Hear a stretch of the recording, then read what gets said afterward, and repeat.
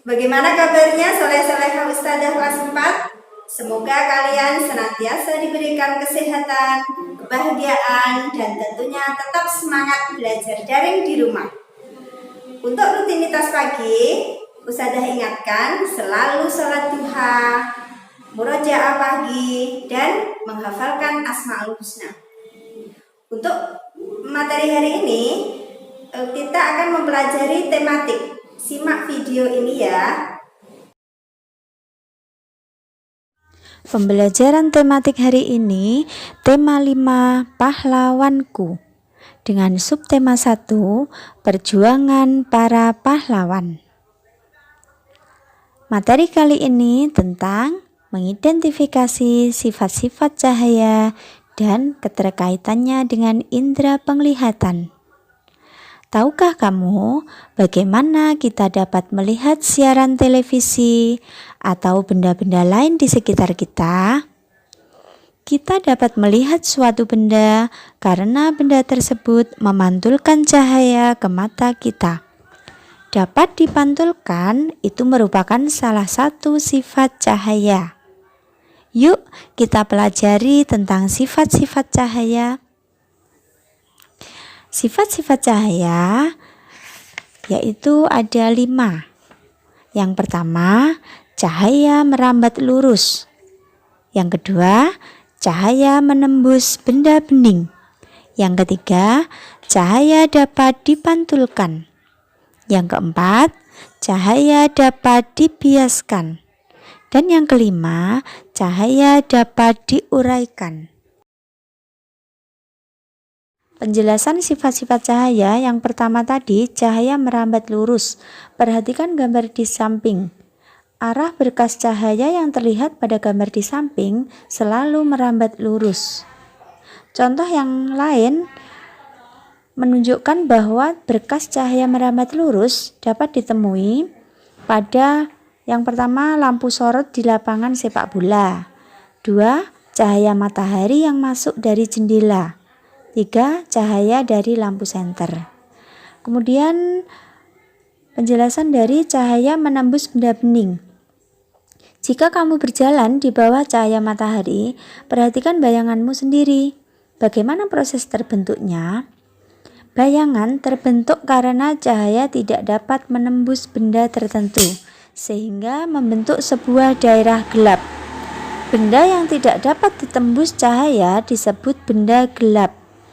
Jika cahaya mengenai benda bening seperti kaca, maka akan diteruskan atau menembus kaca tersebut. Selain kaca, cahaya mampu menembus dan melewati benda bening lainnya seperti air jernih, botol bening, dan lain-lain. Sehingga bayangan terbentuk karena cahaya tidak dapat menembus benda gelap. Terus yang ketiga, penjelasannya tentang cahaya dapat dipantulkan seperti ketika kalian berdiri di depan sebuah cermin. Bayangan tubuhmu terlihat di cermin karena cahaya yang mengenai tubuh dipantulkan kembali oleh cermin. Jika permukaan cermin rata dan mengilap atau licin, memantulkan cahaya dengan teratur sehingga bayangan menjadi sempurna. Sebaliknya, jika permukaan benda yang tidak rata atau bergelombang, cahaya dipantulkan dengan arah yang tidak beraturan, yang disebut dengan pemantulan baur. Nah, ini bayangan yang terbentuk menjadi kurang jelas. Kemudian penjelasan dari yang keempat, cahaya dapat dibiaskan, itu ketika kamu melihat ke dasar kolam. Itu terlihat lebih dangkal. Hal tersebut akibat dari pembiasan cahaya. Contoh lain bisa kalian praktekkan cahaya dapat dibiaskan, yaitu dengan memasukkan pensil ke dalam gelas bening yang berisi air jernih. Nah, nanti kalian amati dengan jelas. Nah, dengan sejajar ya, pandangan matamu dengan sejajar, maka pensil akan terlihat patah jika dimasukkan ke dalam gelas bening tersebut. Nah, kalian bisa lihat lagi contohnya jika ikan di akuarium itu juga terlihat lebih besar. Nah, itu terjadi cahaya dapat dibiaskan.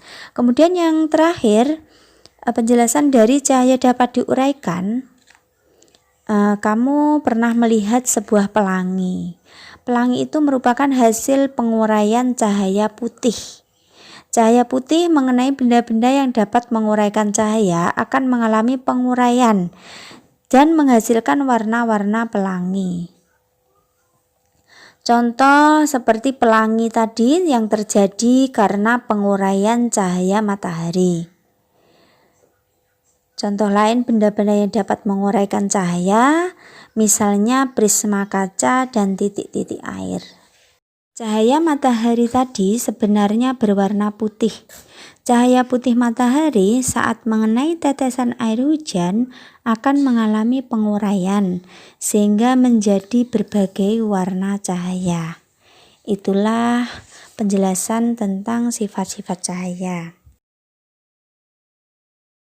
Selanjutnya, peranan cahaya dalam proses melihat.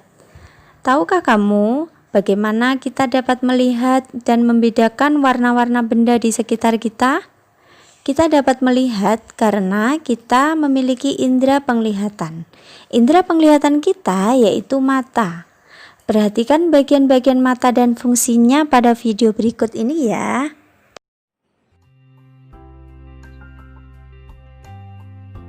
Bagian-bagian mata dan fungsinya.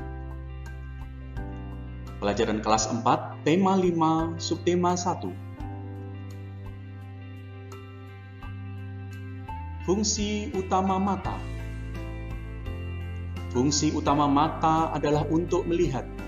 Mata adalah salah satu indera yang berfungsi untuk menerima informasi berupa gambaran sesuatu yang bisa dilihat yang kemudian dikirim ke otak. Mata adalah organ penting yang terdapat pada makhluk hidup. Dengan mata, maka kita bisa menikmati keindahan pemandangan alam di dunia ini.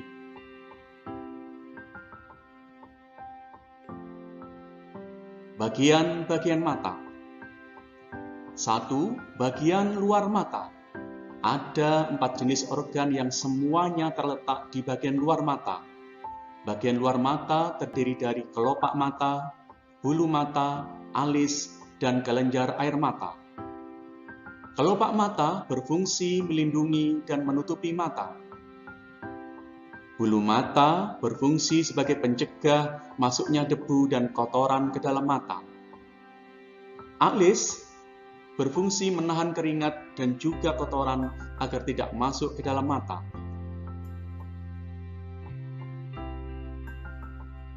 Kelenjar air mata berfungsi untuk menghasilkan air mata, membasahi, dan menjaga mata agar tetap lembab. 2. Bagian dalam mata. Bagian dalam mata terdiri dari sklera, koroid, retina, iris, pupil, lensa, otot mata, saraf mata, bintik buta, bintik kuning, dan kornea. Akan kita bahas satu persatu fungsi bagian-bagian dalam mata tersebut.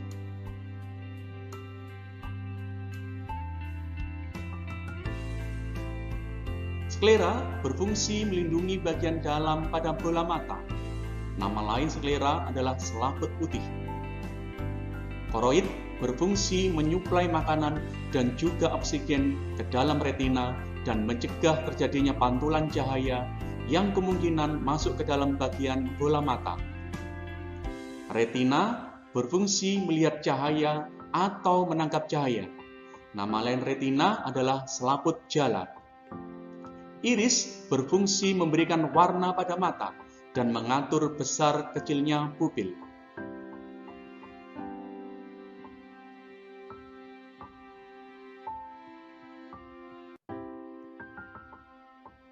Pupil berfungsi mengatur sedikit atau banyaknya cahaya yang masuk ke dalam mata.